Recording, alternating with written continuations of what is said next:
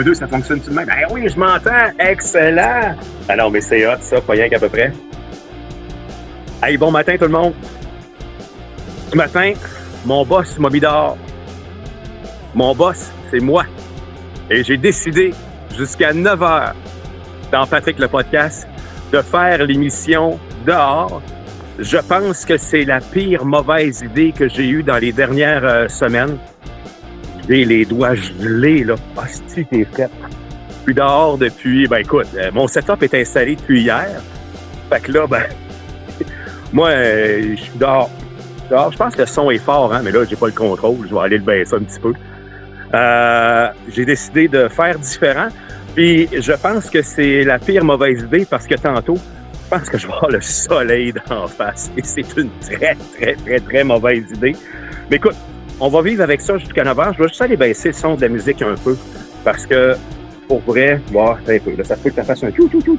Ah, la musique est pas si pire. Ouais, on va même l'arrêter. Fait que, bon matin tout le monde. Mon nom est Patrick Bourget. Écoute, je fais des tests ce matin. J'avais le goût de faire des tests techniques, voir comment les choses étaient capables de fonctionner.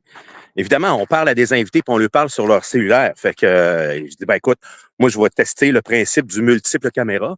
Vous allez comprendre que là, mon téléphone, je le tiens au bout de mes bras puis je marche. Je suis où je réside à peu près 7 mois par année au domaine à Benaki, à Mastoyache. Et puis, j'ai décidé de faire différent. À vrai dire, la réalité, c'est que c'est pas mal un premier test, là, tu sais, parce que j'ai l'idée la semaine prochaine de sortir le show puis de le sortir peut-être à Saint-Tite, mais tu sais, il y a beaucoup d'affaires. Tu sais, c'est assez complexe, là. Il y a beaucoup d'affaires en arrière de ça. Fait que je suis pas sûr que je vais le faire à 100%. Mais le point à travers ça, c'est que j'avais le goût de m'amuser ce matin parce que c'est vendredi. Puis vous voyez l'environnement où je demeure. C'est quand même pété, là, tu sais. Je vous rappelle, je fais ça seul de toutes mes affaires, là, de mon cellulaire, de mon ordinateur trop vieux, qui a le processeur qui chauffe dans le piton, tu sais. Fait qu'on s'amuse avec ça. Aujourd'hui, au Lac-Saint-Jean, on va avoir une super belle journée. On va avoir un 26 degrés, 25-26 degrés avec l'humidex. Ça va nous monter à peu près à 28, 29. Partout, là, tu sais, je vous dirais dans l'est du Québec, la ville de Québec et aussi du côté du Lac-Saint-Jean. Hey, je suis nerveux, si, ça n'a pas de crise là, je le sais. Je capote. Faut me calmer. Il n'y a rien là, aussi. Ouais, on ne pourrait pas cœur ouvert. J'ai déjà entendu ça. On dit ça à la radio des fois quand on fait des erreurs. Mais c'est ça. Fait que c'est un peu ça. On va avoir un super beau week-end en fin de semaine. Partout, ben, je vous dirais une belle journée. Et le week-end, là, on en reparlera du week-end, là. Parce qu'on va reparler tantôt. Parce que ça risque d'être plus froid, malheureusement, en fin de semaine, là. Mais ça va prendre une petite laine, là. J'ai mon petit chandail à matin des pros de la pêche. Wouhou! Puis oui, la caméra est inversée parce que c'est sur le téléphone. Puis le téléphone, tu peux pas inverser. Fait que ça ressemble à ça. Fait que je vais aller m'asseoir, puis on va commencer ça, ce show-là aujourd'hui. Mais tu sais, c'est un test de prouesse. Là, tu sais. On peut rouler ça à plusieurs caméras, cette affaire-là. Ouais, Diane a dit t'es courageux. Je le dis, j'ai les doigts gelés, là. C'est terrible. Terrible. Puis là, on va faire comme un salut bonjour, puis je vais vous montrer mon setup. Qu'est-ce que ça a l'air? J'espère que vous n'entendez pas de retour de son parce que je m'entends dans mes écouteurs là-bas. Là. Fait que mon setup ressemble à celui ici. J'ai kit de podcast, des bananes, très important. La table, évidemment. Bon, c'est ça, je mets une petite caméra comme ça, mon pied. Écoute, fallait que je fasse tenir ça, ce pied-là, hier. Là. Fait que là, ben, j'ai sorti l'établi. Ben, l'établi, il faut le dire vite, là, tu sais, un genre de chevalet, là, Canadian Tire, là. Fait que, mais ça marche. Ça marche. Fait que, c'est-tu le fun? Oh oui, c'est vraiment trippant. Là, on va s'asseoir, puis on va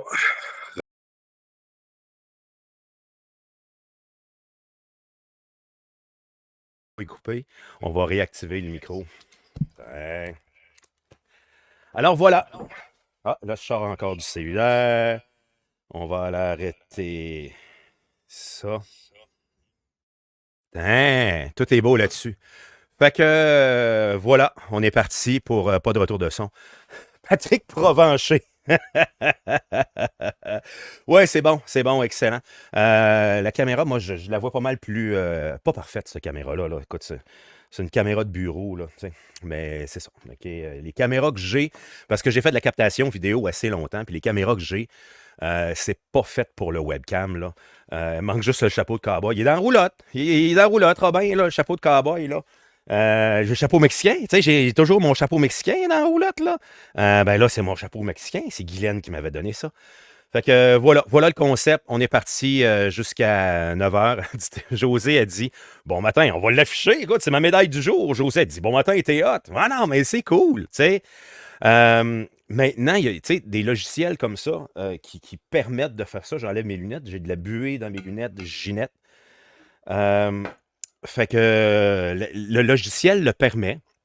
Fait que je m'imagine très bien, là, tu sais, avec 2, 3 setups, là, tu sais, mais là, écoute, ça prend du monde pour ça prend des revenus, que la patente, là, ça se fait pas. Mais oui, Pierre nous dit c'est le plus beau studio de radio au monde. Ben, pas tant, là. C'est ma pergola que j'ai faite cet été avec mes chums qui sont venus m'aider. Et puis, mais aujourd'hui, probablement que c'est la seule place au Québec où il y a quelqu'un qui vous parle en direct de dehors, à part Salut Bonjour, où ils font 15 minutes dehors, puis ils ont 30 techniciens dans le show, là. Mais ça ressemble à ça. Ah, on va me réchauffer les doigts un petit peu. Fait que, en fin de semaine, la météo, je l'ai pas mal faite, là, mais tu sais, je vous disais que pour ce qui est de samedi, finalement, ça va être la belle journée. Tu sais, tantôt, je vous parlais, puis j'avais pas mon stock devant moi. Là, moi, je suis un animateur de radio, je suis pas un animateur de TV à la base, là. Fait que j'ai toujours mon support visuel avec moi. Et puis, c'est pour ça, hier, on parlait entre autres à Vincent Bilodeau. Excellente entrevue que je vous invite à aller écouter si vous avez manqué ça. D'ailleurs, les entrevues du matin, moi, je les remets toujours réisolées un peu partout, là. Ils sont sur Spotify en audio seulement, sont sur YouTube, sur ma page Patrick le podcast, là où je ne peux pas encore diffuser en direct parce que la page, ça fait pas 60 jours qu'elle est active. Mais un jour, je vais diffuser de là. Et puis, pour le reste, ben, je mets ça là-dessus. Fait que, tu sais, il y a des gens qui me disent ah, Pat, je trouve ça tard, 7 heures. Pas de problème. De 6 à 7, va réécouter des bouts d'entrevues. Va réécouter des bouts d'entrevues qu'on a faites. OK? Ce matin, entre autres, exemple, à 8 heures, on va parler à Marc-André Leclerc. Marc-André, que vous entendez à tous les jours à LCN commenter la politique. OK? Marc-André va nous parler ce matin. Tu sais, je veux dire, à 6 heures, ben là, c'est sûr que demain, on est samedi. Mais le matin, écoutez ça, là, OK? 6 heures, si jamais vous dites ah, hey, je manque de Patrick, trop de bonheur. Ouais, Patrick, il ne se lèvera pas plus tôt pour ça. Non, non, non, non, non, ça va être 7 heures. Fait que peut-être dans des exceptions, une fois de temps en temps, pour toutes sortes de raisons, mais ça commencera habituellement jamais avant 7 heures. Fait que vous pouvez faire ça, vous pouvez réécouter les entrevues. Ce matin, on devrait. Stéphane, oui, niaiseux. Stéphane travaille pour Molson Coors. Puis il dit en passant, j'ai vu ton parasol, beau parasol. Ben oui, c'est lui qui me l'a donné. Merci. Oui, merci Stéphane, hein, la belle plug. Voilà. Ce matin, on devrait parler. Puis là, et j'espère que ça va fonctionner parce que ça a été booké la semaine passée. On devrait parler à Benoît Charrette du Guide de l'automobile, qui je parlais quelques fois à la radio. Évidemment, tu sais, je fais de la radio depuis 15 ans, là, tu sais, ici dans la région. Là. Ben non, pas depuis 15 ans, là. Mais en tout cas, le réseau de contacts s'est établi depuis une quinzaine d'années, on va dire ça de même. Fait que j'ai des gens que je connais puis que j'ai assez. C'est plus accessible pour moi pour certaines personnes. Puis Benoît, je lui parlais à la radio. Puis je veux revenir sur le monde automobile dans le show du matin d'aujourd'hui. Entre autres, sur les fameux chars chinois, les BYD, je pense qu'ils s'appellent, là, BYD, il me semble que c'est ça. Au niveau des véhicules, c'est des chars qui coûtent presque rien à produire puis qui seraient d'une très bonne qualité. On en a parlé hier avec les dommages collatéraux sur le canot-là que l'histoire va faire. Je veux dire que les producteurs canadiens ici, là, Radio-Canada s'est réveillé là-dessus. Je vous en ai parlé hier. Là, Radio-Canada s'est réveillé ce matin.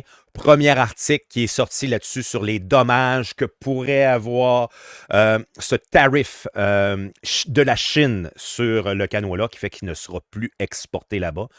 Eux disent des dommages de 1 milliard, mais il y a plusieurs dommages collatéraux à travers ça qui ne sont pas inclus. Moi, je vous avançais hier le chiffre de 5 milliards. Peut-être qu'on est entre les deux, là, mais à quelque part, c'est quand même plusieurs milliards de dollars qui vont être absorbés dans toute cette histoire-là. Voilà. Stéphane dit, si ça continue de même, ça va te prendre du staff. Ouais, mais là, le problème, ça va être de rémunérer tout le monde. Là, ça ne marchera pas. Là, je vous rappelle qu'il y a 0 cent qui sort de ça ici pour l'instant. C'est un trip. C'est un trip de jeune que je fais de vous faire ça comme ça. Fait que c'est tout simplement ça. Bon, voilà. Fait que Benoît Charette, ce matin, je vous l'ai dit, Marc-André Leclerc. Puis on devrait même parler aussi avec Sandra Plourde. Si je vous dis ça de même, vous allez dire, Sandra Plourde, ça me dit rien, pas à tête de moi, je ne vais pas avoir l'air d'un colon en mangeant mes toasts. C'est la gagnante de MasterChef de l'année passée. OK? Fait que ça va être cool parce que là, ça recommence à la TV. Là. Tu sais, les nouveaux programmes commencent, là, puis là, tu sais, ça fait partie des émissions cool à écouter. Moi, des émissions de cuisine en défi comme ça. Tu sais, on avait eu l'histoire là, de nettoyage, laver tout propre. Là. Tu sais, moi, je trouvais que ça devrait être une émission plus à Vrac TV qu'on a vu l'année passée avec ça. Tu sais, mais MasterChef, je trouve que ça a vraiment sa place comme émission. Fait que c'était un peu la réplique de TVA pour les chefs qui sont du côté de Radio-Canada. Je pense que ça fait un bon travail. Fait qu'on devrait lui parler aussi ce matin. Mais là, c'est ça. C'est des entrevues bouquées depuis une couple de jours. J'ai envoyé mes liens. On va espérer que tout fonctionne puis qu'on ne se soit pas trompé nulle part. Bon, voilà. On part ce show-là ce matin. La première nouvelle, c'est une excellente nouvelle. Puis ça ne touchera pas les gens du Lac-Saint-Jean, mais ça va toucher énormément de gens au Québec.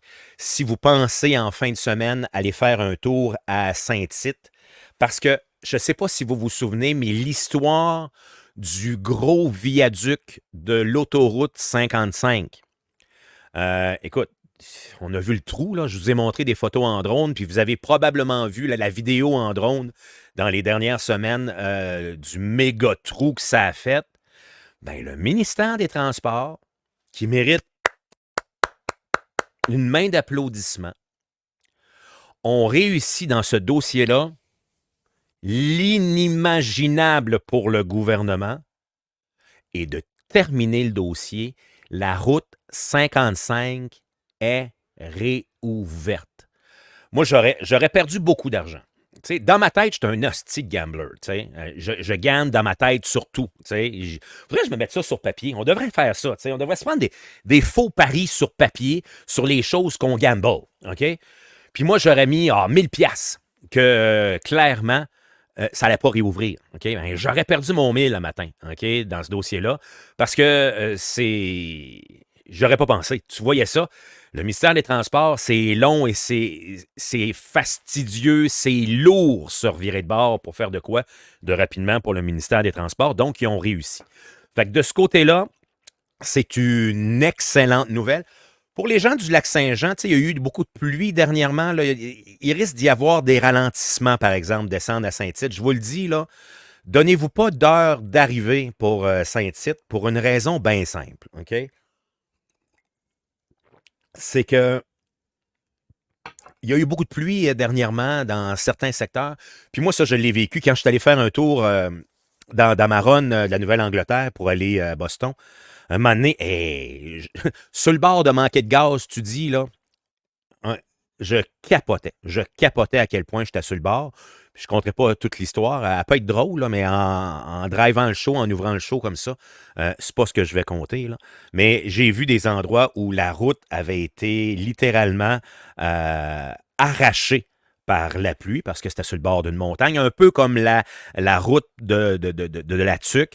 Il y a des bouts là-dessus, là, où c'est clair qu'il va falloir qu'ils rajoutent des ponceaux dans le futur à certains endroits, mais il y a des bouts qui sont arrachés. Fait que de ce bord-là, ça se peut que ça prenne plus de temps qu'il y ait des ralentissements. OK? Je vous le dis, là. Dites pas à votre chum, là, partez pas avec votre Reagan, parce que là, il y en a bien gros, tu sais.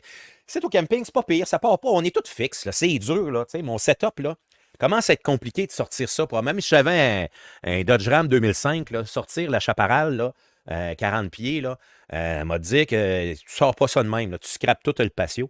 Fait qu'en général, les gens ici, on se sort pas bien, bien. Mais il y en a bien qui ont des petites roulottes. De toute façon, une 40 pieds, là, ça commence à être gros, OK, pour se promener notre vaisselle. Fait que, il y en a qui ont une deuxième roulotte, là. Dites pas à votre chum, là, hey, on va se voir à 4 heures. 4 heures, je vais être là, là, puis on a telle affaire importante à 4 heures, là. Mettez-vous pas de délai parce que clairement, vous allez arriver en retard. J'en suis persuadé. Ça va être sur la route, pour les gens du lac, ça va être quand même lourd pour se rendre à Saint-Tite en fin de semaine. Fait que là-dessus, je vous le dis, mettez-vous pas de temps, mais en bout de ligne, l'histoire de la 55, sincèrement, j'aurais jamais pensé que le gouvernement allait faire ça aussi rapidement. À part ça, hey, là, ça va bien, là, puis il y a des petits nuages en même temps, là.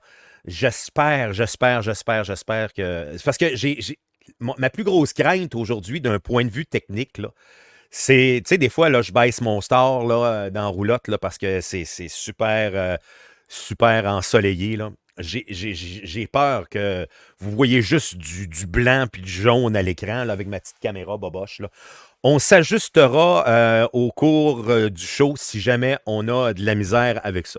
Moi, tant que la température se réchauffe un peu. Ben, je me dis, tu sais, ces dernières journées, là, tu sais, je voulais faire de quoi dehors, là. C'est pas à 8 degrés qu'on va faire un show de radio dehors, là, ça c'est clair. Fait que un podcast, pardon. Fait que on fait ça ce matin. Il y aura au Lac-Saint-Jean, il y aura apparemment, ça c'est Radio-Canada qui nous sort cette nouvelle-là, il y aura une annonce importante qui va être faite dans la région lundi. C'est la ministre André Laforêt qui apparemment va faire cette annonce-là. Il y a 4 ministères qui vont être concernés dans l'histoire. C'est une entrevue qu'elle a donnée hier soir à Place Publique à Radio-Canada. Puis c'est des projets que Fitzgibbon aurait travaillé, puis que là, ben, ils seraient prêts, puis ils vont lancer ça. Elle n'a pas donné de détails dans toute l'histoire, mais entre autres, on dit que le ministère des Ressources naturelles et forêts devrait être présent. Même que dans toute l'histoire, Radio-Canada a posé des questions au préfet. Donc, les préfets, pour ceux qui ne connaissent pas tant la politique, c'est quoi un préfet, là? C'est en général, c'est un maire élu d'une municipalité qui devient comme tu sais, on parle du super ministre de Fitzgibbon, là. Ben, je vous dirais que c'est le super maire, OK, de la région. Fait que c'est comme une instance au-dessus qui travaille en étroite collaboration avec la MRC. Et eux étaient même pas au courant. Tu sais, le super maire, le préfet, les deux, hein, soit celui dans Domaine du Roi, qui est Yannick Baillargeon, et celui dans Maria-Chapdelaine, qui est Luc Simard, sont même pas au courant de cette annonce-là. Fait que c'est annoncé sur le fly de même. Qu'est-ce qu'on va faire avec ça, je ne sais pas. Mais quand même, c'est notoire apparemment qu'on va avoir de grosses nouvelles dans cette situation-là. Puis, on nous parle, dans l'Étoile du Lac ce matin, on nous parle de la drogue du viol. Drogue du viol qui, apparemment, ici, dans la région du Saguenay-Lac-Saint-Jean, est en recrudescence au niveau du nombre d'intoxications, au niveau de la drogue du viol, que ce soit dans les bars, les festivals, ou même auprès de la connaissance d'un proche. Apparemment que les statistiques dans ce dossier-là, les récentes statistiques montrent une augmentation parce qu'on dit que dans le passé, il y avait très peu de chiffres et d'histoires là-dessus. Parce que chaque région a ses problèmes, là. Ça, c'est chez nous ici. Mais quand tu regardes, exemple, du côté... Ah, c'est ça, hein, le soleil commence à sortir. Hein. J'espère que vous voyez bien pareil, là. OK? Parce que c'est une mauvaise idée, mon affaire. Mais je vais vivre avec ça. OK? C'est-tu trop blasté? Voyez-vous pratiquement juste du blanc à l'écran? Je pense que oui, hein? OK? Mais on va vivre avec ça jusqu'à 9 heures. Là. Je pense pas que c'est si pire que ça. Si c'est si pire, dites-moi là-dessus. Donc, chacune des régions a ses problèmes, là. Présentement, le problème, exemple à Montréal, il y a un nouveau phénomène que, quand j'ai entendu ça aux nouvelles au cours des dernières heures, je capotais. J'aurais pas pensé que nous, en tant que peuple, on pouvait descendre aussi bas. C'est que Puis c'est un phénomène qui ne se produit pas encore chez nous, mais ça se produit à certains endroits au Québec. Je ris parce que je me regarde en blanc. Là, on dirait que je suis le Père Noël à l'écran. C'est blasté, ça n'a pas d'allure. Euh, et la nouvelle en tant que telle, c'est que il y a du monde qui, en bout de ligne, dans des festivals, se font piquer littéralement avec une seringue, se font injecter quelque chose dans le corps pendant qu'ils sont en train de regarder un show. OK? Bon matin, Manon. Bon matin, Normand. Normand, il dit une émission en noir et blanc. Non, Normand, tu as trop d'informations dans ta phrase. Ce n'est pas une émission en noir et blanc ce matin, c'est une émission en blanc. Fait que c'est ça. Mais je pourrais peut-être essayer d'ajuster mon parasol dans les prochaines minutes. On pourrait essayer ça. Bon, voilà.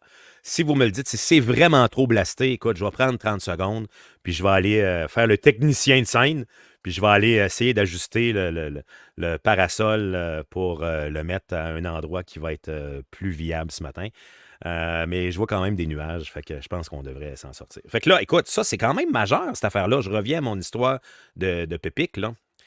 De piquer du monde dans les festivals, c'est un nouveau phénomène qui est arrivé à Montréal cet été.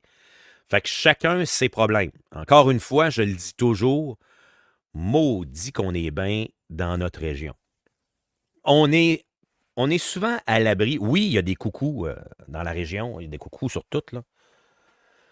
Mais les pays, on est souvent, à part quelques exceptions, oui, on me dit prends 30 secondes, je vais finir ma phrase, puis je vais aller le faire. On est souvent à l'abri des plus innocents. Encore une fois, oui, il y a des exceptions. OK? Mais, puis des fois, dans des affaires de même, on est comme retardé. On n'est pas retardé dans la tête, mais le mouvement est retardé. Tu sais, la drogue du viol à Montréal, ça fait longtemps que ça roule. Là. Tu sais, c'est un problème qui est là depuis longtemps. Fait que de notre bord ici, je pense qu'une situation de même, quand on a de la drogue du viol, ben, c'est parce que ça fait 20 ans que c'est ailleurs, ça arrive une fois de temps en temps, une recrudescence. Faut le savoir, puis ça s'arrête là. Bon, fait que là, on me dit de prendre un 30 secondes. Fait que regarde, je vais le prendre, puis je vais nous mettre de la musique poche.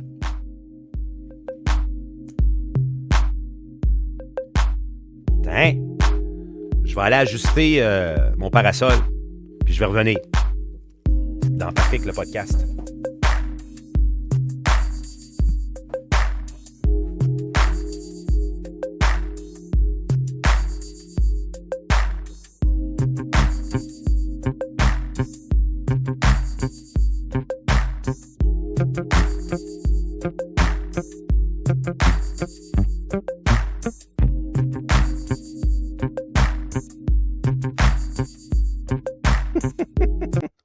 Hein? C'est correct. Voilà, je pense que c'est. Ben écoute, là, je peux pas faire plus que ça. Fait que c'est moins pire. Je le vois clairement que c'est moins pire dans ma mauvaise qualité de caméra. Fait que c'est ça. Mais hey, parlant, écoute, on peut quasiment la laisser. Parce que ça m'amène à quelque chose.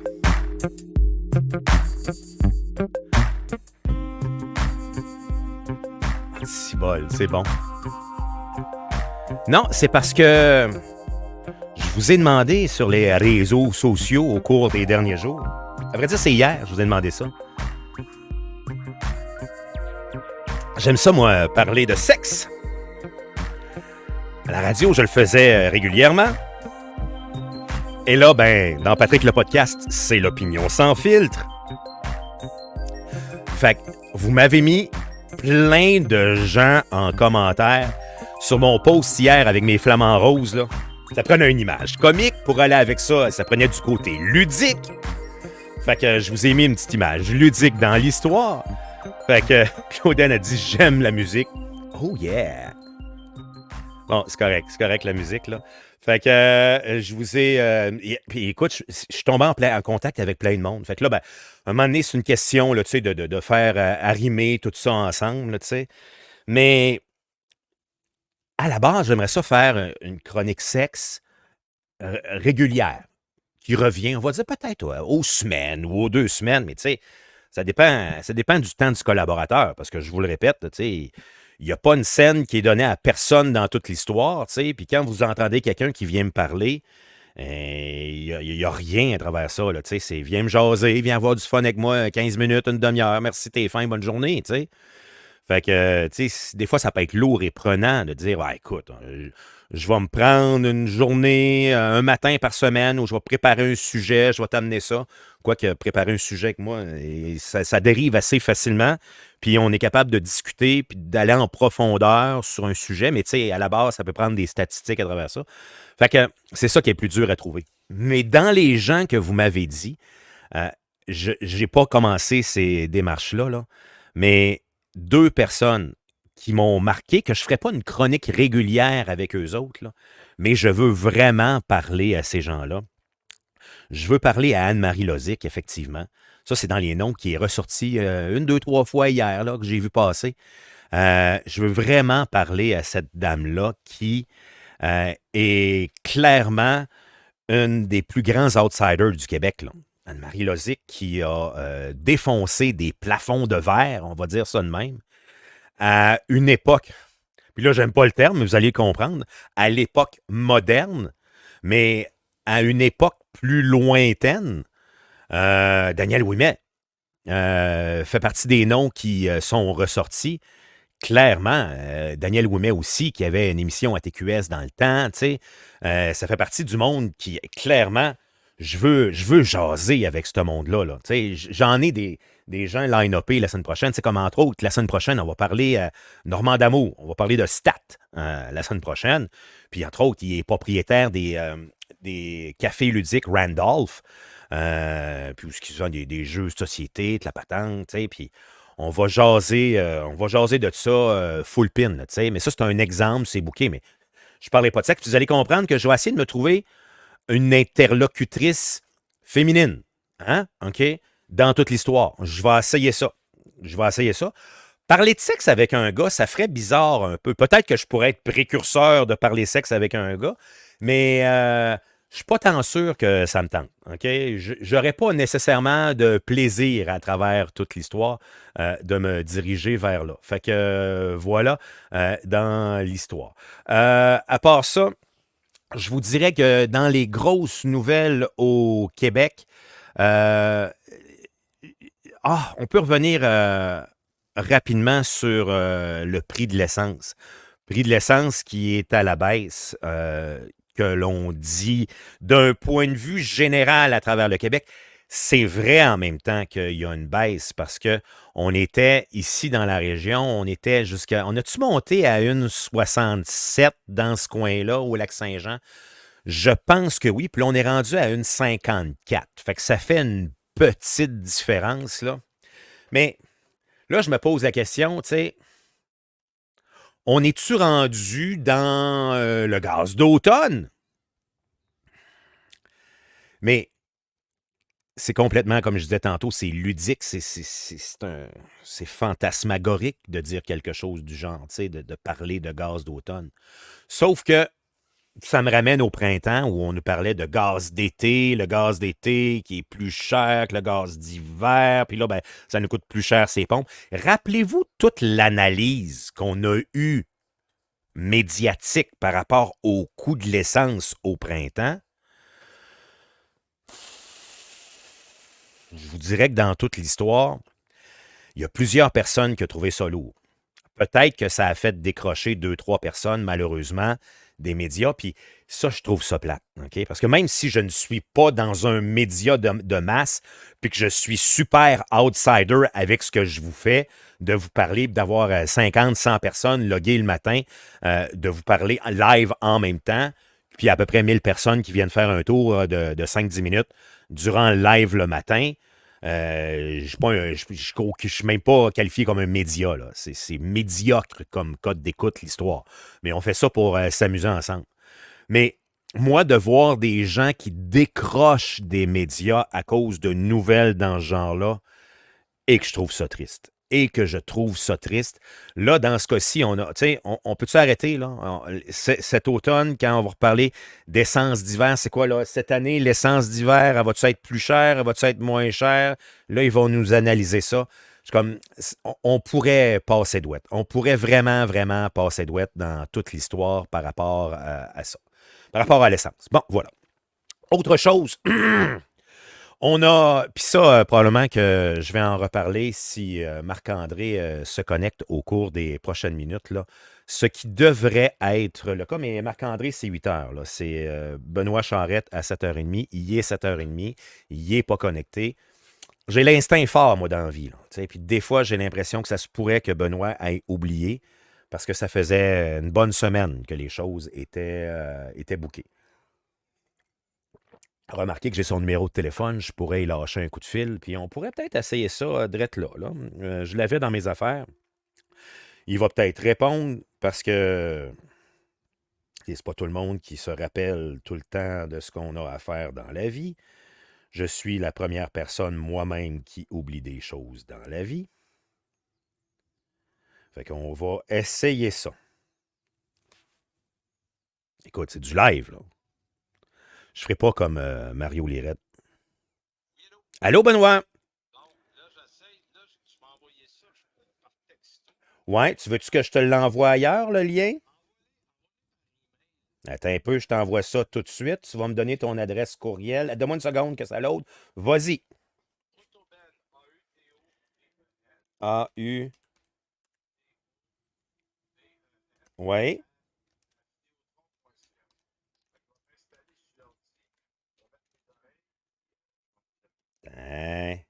Voilà. C'est fait, Benoît. Aucun problème. Salut, bye bye. Bon. J'y avais envoyé par texto. OK? Fait que. Puis il y avait de la misère, évidemment. C'est bien correct. OK? Fait que voilà. Louise, qu'est-ce que tu nous dis, Louise, ce matin? Tu dis, moi, je trouve qu'on se fait avoir car ils savent qu'on en a besoin pour aller travailler. Ben oui, ouais, c'est sûr. Mais, écoute, c'est parce que c'est tellement. En même temps, l'essence, là, c'est tellement un dossier. Je reviendrai là sur. Ah, ouais, non, je n'avais pas commencé avec la prochaine nouvelle, on est correct. C'est tellement le même discours depuis 1900. Ben, l'essence a commencé à monter. La première fois qu'on a fait shit, man, c'est rough. Je vous dirais que je pense que c'était en 99 ou 2001, là, dans ce coin-là, où la première fois où l'essence a passé la pièce. Je m'en souviens.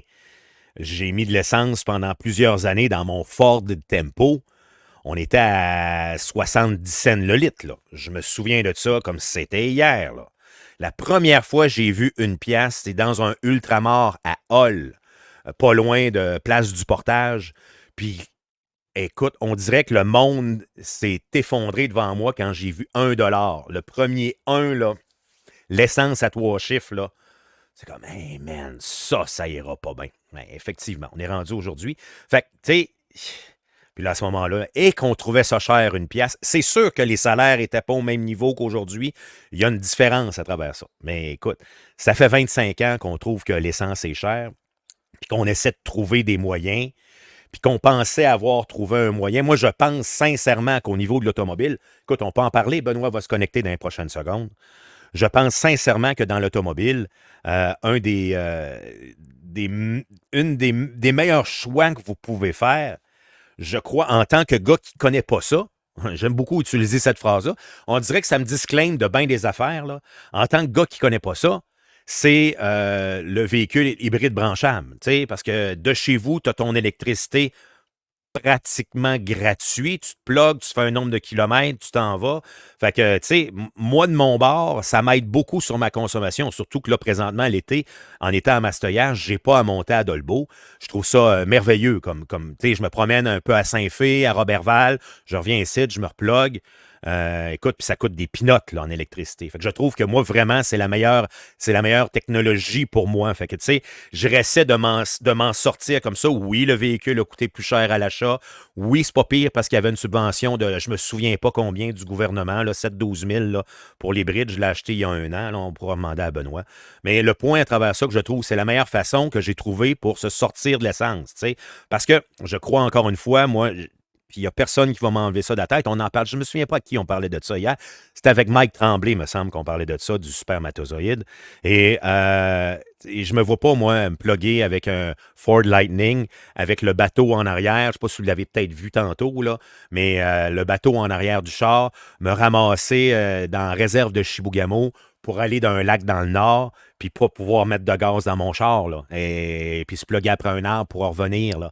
Ça ne marchera pas, là. On n'est pas rendu là dans la technologie. Fait que j'ai très hâte de voir ce qui va se passer en 2035 par rapport à ça. Fait que Louise, effectivement, quand tu dis qu'on se fait avoir, oui, mais c'est le même discours. Puis c'est, en bout de ligne, il y a certaines personnes au Québec qui ont voulu se sortir de cette emprise-là du Moyen-Orient. Puis, ben, il y a des gens au Québec qui ont dit non, non, on ne fera pas ça, c'est une mauvaise idée, puis on n'a pas embarqué là-dedans. Bon, voilà. Fait que, il est arrivé, il est là, je suis super content, et on va l'accueillir avec nous ce matin. Benoît Charette, pour parler d'univers automobile écoute, bouge beaucoup, puis il y a beaucoup d'impact, entre autres, avec l'histoire des tarifs chinois là, imposés. Comme j'expliquais hier, je ne comprends pas qu'on ait sorti tout de suite cette nouvelle-là. Peut-être que lui aura des explications pour nous, parce que la Chine a décidé de se revirer de bord et nous mettre une taxe supplémentaire sur notre canot-là, chose qui ne nous aidera pas du tout dans notre économie au Canada. Alors, on accueille Benoît Charette qui est avec nous. Benoît, bon matin. Salut Patrick. Hey, baisse ton micro un petit peu si tu as l'occasion dans tes excuse-moi. settings. Oui, Un oui, peu. de baisser facile de la moitié ton micro. Bon, c'est vrai que je parle fort. Ou éloigne le micro comme ça de ta bouche. Voilà, c'est-tu mieux comme ça? Oui, puis moi, je vais te baisser aussi de mon bord, puis on va être correct, OK?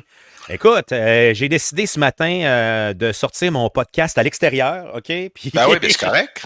Il fait beau. Oui, il fait beau, c'est ça. Là, au niveau caméra, c'était pas mon meilleur move, là, mais écoute, pour l'instant, c'est ça ce matin, puis ça va être comme ça. Merci d'être là, Benoît. Ça fait longtemps qu'on se parle, puis tu connais le professionnalisme que j'ai, puis de prendre du temps pour moi ce matin pour jaser automobile. Je l'apprécie énormément, première des choses. Ben, ça me fait plaisir.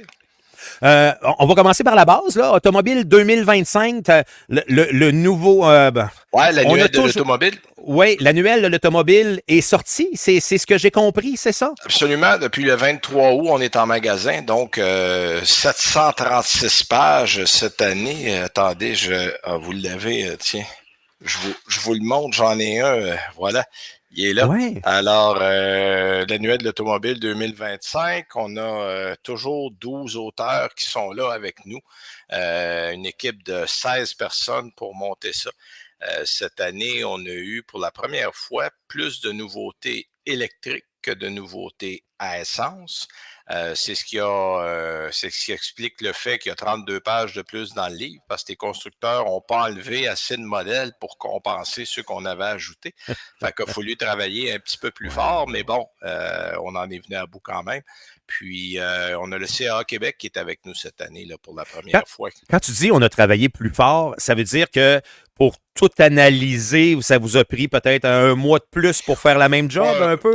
Pas un mois, mais mettons, il y a une semaine, 10 jours de travail. Il faut se prendre d'avance. C'est surtout que très tôt dans la saison, il faut faire un plan. Il faut dire, bon, OK, on doit remettre en marché encore un livre cette année. Et là, moi, je fais un tableau. C'est moi qui s'occupe de ça. Je fais un tableau pour évaluer avec tout ce qu'on a de nouveau, tout ce qui s'en va pour voir à combien de pages j'arrive. Parce qu'un livre, contrairement, tu sais, l'Internet, t'en mets, puis c'est un puits sans fond. Tu sais, il y a toujours de la place. Mais l'imprimeur, lui, il va imprimer le nombre de pages que j'y ai donné. Si je déborde, on fait quoi, là? Alors, il faut arriver pile au nombre de pages qu'on a donné. Puis c'est pour ça que c'est important, très tôt, avant de commencer le gros du travail, il faut exactement regarder ce qu'on a à faire puis combien de pages ça va prendre. Écoute, c'est intéressant ce que tu me dis là. Tu m'amènes un bout d'information que personne ne connaît, puis ça n'a pas rapport avec l'automobile, mais je te parle d'une question technique par rapport à ce que tu viens de me dire et l'imprimeur. C'est que tu veux dire par là. Ma question est la suivante. Tu sais, tu dis le nombre de pages qu'on a donné. Ça veut-tu dire que, genre, 3 mois avant de sortir, tu vas dire, je vais faire 344 pages, puis là, lui, il commande son papier pour les 344 pages, puis à la fin, tu dis, je rajouterai 10 pages de plus. Tu dis, je peux pas, je manque de papier. Comment ça marche? Ben, moi, mon papier vient d'Australie, si jamais la question vous... parce qu'au Canada, on n'a pas de... en fait, nos arbres sont trop mauvais pour faire du bon papier. Je résume ça vite, là. Au Canada, nos arbres sont bons pour faire du carton, du papier brun puis du papier toilette. Puis Si on sort du papier journal aussi. du papier journal, si on sort de ça, j'ai eu pendant un certain temps du papier qui venait de l'Oregon. Et depuis quelques années, il vient d'Australie, parce que moi, je participe à un programme là, de plantation responsable. Là. Bon, il faudrait que j'aille en Australie voir qu'est-ce qu'ils font avec mes arbres. Là. Je ne suis pas encore allé faire ça, mais je fais de la compensation carbone. On plante des arbres chaque année, l'annuaire de l'automobile. On essaye de faire un peu notre part parce que, bon, ça prend pas mal de papier, imprimer tout ça. Mais cela dit, moi, chaque année, à peu près au début du mois de juin, il me donne une OK. date. Il dit là, à cette date-là, tu me dis combien tu as de pages. Si tu m'appelles le lendemain, il est trop tard. Parce que là, le papier est commandé en fonction exactement du nombre de pages que j'ai donné. Et là, à partir de là, je ne peux plus changer d'idée. OK, c'est bon, c'est ça, intéressant. Bon, on revient, on va commencer à jaser un peu l'actualité des derniers jours parce que l'histoire de cette, écoute, on va dire que c'est une vieille nouvelle, mais moi, je veux la traiter quand même, cette histoire-là de taxes, de tarifs supplémentaires que le Canada va imposer à la Chine pour l'importation des véhicules électriques. Là où au Québec, au Canada, l'industrie, tu sais, on n'a pas encore autant de véhicules qui se construisent électriques chez nous. Non. J'ai trouvé que l'annonce avait été faite de bonne heure, mais je connais pas ça. Toi, tu Ben, vois ça comment? bon, elle est faite de bonheur pour une raison très simple. Dans les 3 dernières années, là, je parle juste des 3 dernières années, là, je ne parle pas des années auparavant, là, mais dans les 3 dernières années, il s'est investi au Canada pour à peu près 34 milliards de dollars dans le domaine électrique, c'est-à-dire usines d'anode, de cathode, de batteries, de voitures. Tu sais, on parle de Nordvolt au Québec, on parle de Oui. Volkswagen, Honda en Ontario, on parle de Ford et GM pour des usines de batteries au Québec. Mais tout ça, c'est en devenir. C'est-à-dire que les usines, on a commencé à construire, mais il n'y a pas de production encore. Là. Donc, ce qu'on a voulu faire par là, il y a deux choses qu'on a voulu faire. Un, on a voulu protéger l'industrie électrique naissante au Canada. Puis deux, ben, on s'est collé sur les États-Unis parce que l'automobile, c'est pas uniquement canadien. C'est-à-dire que les marchés américains et canadiens sont littéralement soudés parce que fabrication de pièces, fournisseurs, chaîne d'approvisionnement, ça traverse constamment les frontières d'un côté à l'autre. Il y a des usines canadiennes, par exemple, comme Toyota, comme Honda, Ford, GM, qui vont chercher du matériel aux États-Unis, qui traversent la frontière, qui retournent aux États-Unis. Donc, OK. si on ne fait pas comme les États-Unis, le Canada va se mettre dans une position délicate. Parce que là, on va voir arriver, regardez, en ce moment, l'exemple le plus probant, les véhicules Tesla qu'on achète au Canada sont fabriqués à Shanghai, alors que les véhicules Tesla qu'on achète aux États-Unis sont fabriqués aux États-Unis parce que la OK. taxe de 100 existe déjà depuis quelques mois aux États-Unis. Et quand Tesla a pris ça, ils ont dit, OK, on arrête d'envoyer des véhicules fabriqués en Chine aux États-Unis, on va prendre ceux qu'on fait au Texas. C'est pas loin. C'est aux États-Unis, il n'y aura pas de taxe. Puis là, on s'est dit, bon, ben OK, envoyer du stock chinois au Canada. Là, probablement qu'on va prendre du stock de Fremont en Californie ou du Texas, puis on va l'envoyer au Canada. Mais je dirais que l'impact, pour le moment, n'est pas très grand parce qu'il n'y a pas à proprement parler de compagnies chinoises comme BID, comme Dongfeng, comme SAIC, des compagnies là, chinoises à 100% qui envoient des véhicules chez nous. Ce qu'on a, c'est des compagnies qu'on connaît comme Volvo, Polestar, qui appartiennent maintenant à des Chinois qui envoient des véhicules chez nous, ou OK. Tesla qui fabrique des véhicules en Chine, qui est une compagnie américaine. Donc, ça ne coûtait pas trop cher au gouvernement de faire ça maintenant, plutôt que d'attendre alors que les Chinois seront chez nous. Donc, on veut un peu protéger ce qu'on a mis comme investissement pour une future économie électrique. Puis en même temps, ben, on avait eu des pressions du gouvernement américain de dire, hey, appuyez-nous dans notre effort. Mais tu as raison, de l'autre côté, ben, les Chinois, eux aussi, vont faire des gestes comme le canola. Là, on parle, le Canada envoie 4 milliards de dollars par année d'huile de canola et de canola Oui. en Chine. Et ça, bien évidemment, ça va être compromis. C'est sûr que les Chinois vont répliquer, même si pour eux, le Canada, comparé aux États-Unis, c'est une pinotte, là. Tout le marché canadien représente à peu près l'équivalent de la Californie. Alors, OK. pour eux autres, c'est beaucoup moins grave que le Canada taxe à 100% que les États-Unis. OK. C'est bon. Oui, en bout de ligne, là, c'est un coup de dé. Est-ce que on va avoir ton prix 1-2 sur le dé, on va avoir tombé sur 5-6. Seuls les prochains mois seront Bon, en voilà. mesure de nous le confirmer. Exactement. Là. Exactement. Très, très bon. L'univers automobile, j'en parlais hier aussi avec Martine Ouellette, à qui on parlait de Climat Québec, puis on parlait encore, on revenait sur l'histoire de 2035. Là. Si Ouais. jamais le PQ passe, eux veulent nous ramener ça à 2030. On dirait que j'ai de la misère avec ça, Benoît, en tant que gars qui connaît pas ça encore une fois. J'arrive, quand j'ai perdu, ou quand ils ont annulé mon contrat radiophonique au cours des dernières semaines, j'ai dit, j'ai besoin de foutre mon camp d'ici. J'allais me promener un peu dans le coin de la Nouvelle-Angleterre, à Boston, Oui. Salem, bon, dans ce coin-là. Très beau coin d'ailleurs. Vraiment, ça coche. Écoute, quand tu prends la route pour revenir et t'en aller vers Portland, t'es sur le bord de l'océan. C'est Ah oui, c'est merveilleux. très beau, absolument. Très, très, très beau. Mais dans tout mon voyage, je n'ai vu qu'une seule borne parce que j'ai décidé, avec la personne avec qui j'étais, j'ai décidé de me rendre dans ce qu'on appelle une surf shop, là, un magasin de surf, parce qu'on n'a pas ça. À Robertval, un magasin de surf, je te confirme que ça n'existe pas dans la vie, ça, Non. là, tu sais. Fait qu'on a décidé de dire, hey, on veut voir un surf shop dans la vie, qu'est-ce que ça a l'air. Puis il y avait le building de pompiers à côté, puis sur le building de pompiers, il y avait une charge. C'est la seule que j'ai vue dans 5 jours, dans tout mon voyage. Je me dis, comment on va faire pour arriver? Je ne crois pas qu'on peut arriver à 2035 ou encore 2030. Bon, 2030, c'est hors de question, là. Même 2035, en ce moment, tout le monde est en train de le remettre en question. Bon, pour plusieurs raisons. Primo, personne n'avait prévu la pandémie dans les plans électriques qu'on avait fait. Ça a été une catastrophe au point de vue de la production. La production s'est mise en retard, il a manqué de pièces. Bon, on en a parlé maintes et maintes fois. Mais là, ce qui se passe en ce moment, c'est les prix. Le problème vient des prix. Les prix des véhicules électriques sont trop élevés. Les taux d'intérêt sont trop élevés. Puis en bout de piste, c'est le consommateur qui va prendre la décision. On a beau du côté gouvernemental dire, écoutez, on nous le met dans la gorge, 2035, il faut se rendre.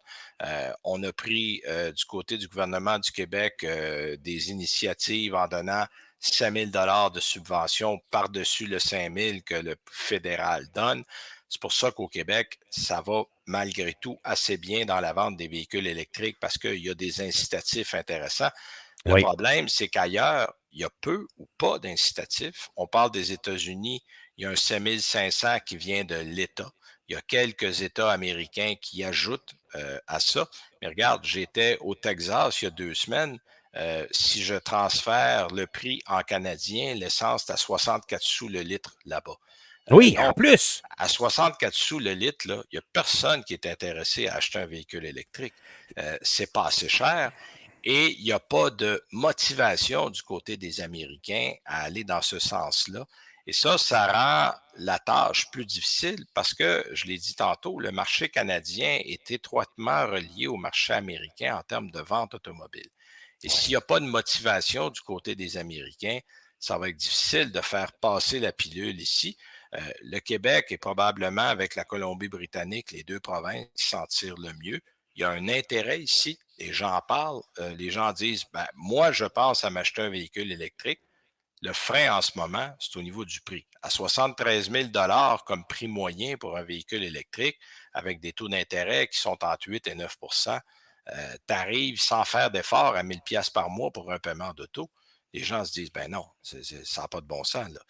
Lorsqu'on arrivera à des prix équivalents à ce qu'on a dans les bons modèles à essence, puis là, vous allez me dire, ouais, mais c'est 66 000, c'est vrai, c'est encore trop cher. Mais tu sais, les gens, là, la moyenne des gens a entre 30 et 40 000 à mettre pour un véhicule. Ouais, Dépasser ouais, ça, ouais, là, ouais, ouais. ça commence à être trop.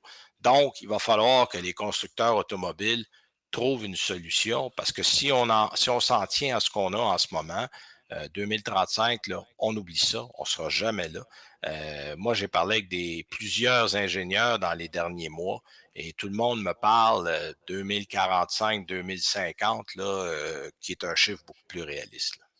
Tu sais, il y a toujours dans la vie, là, tu sais, la gauche, la droite, le bleu, le rouge. Dans le cas de l'automobile, les pros puis les haters au niveau des véhicules électriques.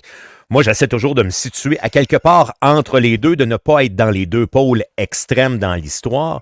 Et là, dernièrement, ce que je remarque, entre autres, sur des réseaux sociaux comme TikTok, là, tu sais, je vois une vague de haters qui nous disent que au niveau de l'automobile, c'est rendu que quand tu te recharges dans une borne rapide qui n'est pas chez vous, c'est rendu que ça coûte le même prix que l'essence. Il y a Bon, comme une vague actuellement qui est lancée. On peut-tu déboulonner ça ou bon, boulonner les boulons, là? c'est-à-dire que oui, ça l'a augmenté et ça dépend à quel réseau on va. Je donne l'exemple de circuit électrique au Québec qui appartient à Hydro-Québec, qui est bien organisé, qui est fiable, puis qui est assez abordable. Tu sais, une borne de niveau 2 dans un hôtel, par exemple, là, je l'ai fait l'an dernier, j'y passais la nuit, puis c'est $1 de l'heure. Tu sais, ma recharge le matin, quand je me suis levé, je suis allé rechercher l'auto, était pleine, ça m'a coûté 10 piastres. Donc, c'est pas exorbitant. Par contre, il y a l'industrie privée qui est là-dedans. Là, ce qui manque dans tout ça, c'est de la réglementation. Tu sais, quand on va mettre de l'essence, là, le prix est affiché quand on arrive. Une est 58, une est 61, une est 62, dépendamment où on va. Mais vous savez ce que vous allez payer. Quand vous arrivez à une borne électrique, il n'y a rien d'écrit. Moi, je suis allé d'une borne en Ontario où j'ai dû payer 4 piastres parce que j'étais pas membre de la dite, je me Cette rappelle plus du entreprise de nom. la borne, là. Voilà, donc j'ai payé. Et en plus, là, une fois que tu embarques ça, c'est là que tu apprends combien tu vas payer. Mais là, je devais recharger. C'est pas comme si j'avais le choix. Là, c'était la seule borne qu'il y avait à peu près à 50 km à la ronde. Donc, j'ai fini de charger 45 minutes. Ça m'a coûté 31 $. Fait que oui, c'est cher, mais là, j'avais besoin de recharger. Mais c'est ce qu'il faudrait. C'est-à-dire qu'il faudrait, à tous les endroits où il y a des bornes, t'affiches, tu dis voici ce que ça coûte sur la borne de 50, sur la borne de 100 kilowatts. Puis les gens ne le savent pas, mais plus la borne est rapide, plus le prix est élevé. Les gens disent ah ben je vais prendre la plus rapide, ça va aller plus vite. Oui, mais ça va coûter plus cher. Puis Oui. ça souvent, c'est pas écrit nulle part. Donc, il faut que les gens soient au courant. Puis malheureusement, c'est encore un peu la jungle dans tout ça. Il y a pas de. C'est pas précis. Et ça, ben, il y a des gens, malheureusement, qui finissent, qui disent Eh Seigneur, ça, ouais, ça m'a coûté cher. Cela dit, il y a probablement 85 à 90 des gens qui ont des véhicules électriques qui rechargent à la maison. Et là, évidemment, c'est là que ça coûte le moins cher. Et si on a à sortir, à aller quelque part, à faire plusieurs kilomètres, ben, il faut se renseigner. Puis il faut essayer de voir, parce que ça se fait via Internet, de dire, bon, ben, si j'arrête à tel endroit, ah, c'est telle compagnie qui est là, ChargePoint ou Flow, ça coûte combien? On peut s'informer. On va avoir un petit peu moins de surprises comme ça. Là, si jamais, je veux faire un petit aparté, parce que j'ai une question par rapport à ce que tu dis au niveau des bornes, mais je veux le dire aux auditeurs. Si jamais les auditeurs ont des questions pour Benoît Automobile, là, sans tomber dans le, je pense un Grand Cherokee versus un Sorento, là, tu sais, pas ces questions-là, mais si vous avez des questions automobiles, puis vous voulez les ajouter, on va les poser à Benoît instantanément. Moi, Benoît, là, ce qui m'a le plus surpris dans toute l'histoire, quand j'ai changé mon véhicule pour un hybride branchable, ça a été justement l'enseignement que je ne pensais pas qu'il était important d'avoir au niveau des bornes. Moi, ça, les gens, c'est le premier conseil que j'ai à dire aux gens qui va exactement dans la même lignée que ce que tu viens de nous dire.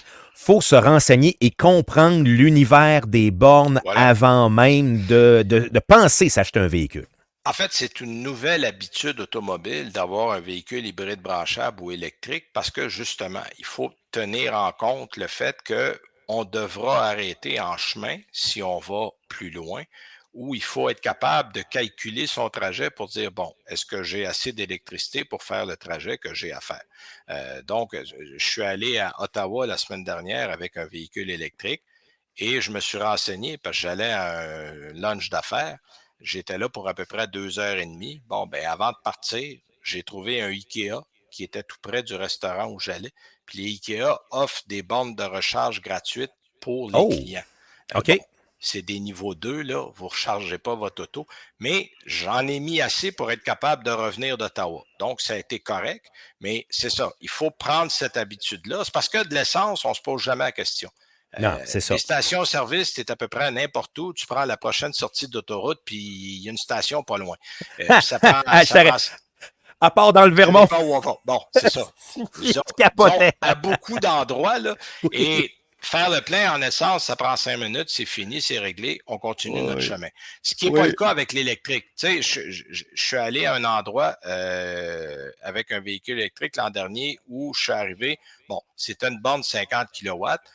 Mais il y avait une borne sans d'annoncer. J'arrive à la borne, elle ne fonctionnait pas.